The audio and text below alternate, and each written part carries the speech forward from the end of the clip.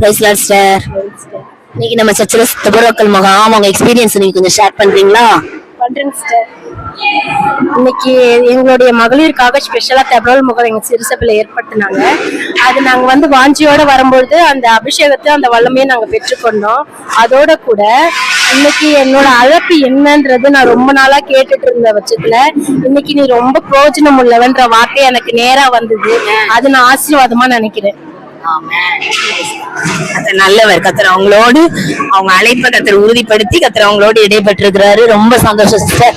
இந்த மாதிரி இன்னைக்கு எல்லாரையும் ஆண்டவர் தொட்டாரு நீங்க நம்புறீங்களா? ஆமா, இன்னைக்கு அநேக அபிஷேகம் இன்னைக்கு புதுசா வந்தவங்கல இருந்து புறஜாதியில இருந்து வந்தவங்க வந்து ரட்சிக்கப்பட்டு அபிஷேகத்தில் நிரம்பினதை பார்த்தேன். கத்தர் நல்லவர். கத்தர் பெரிய காரியங்களை செய்றாரு. ஆமென். கத்தருக்கே மகிமை. ஆமென். ஹாய் கீர்த்தி. ஹாய்க்கா.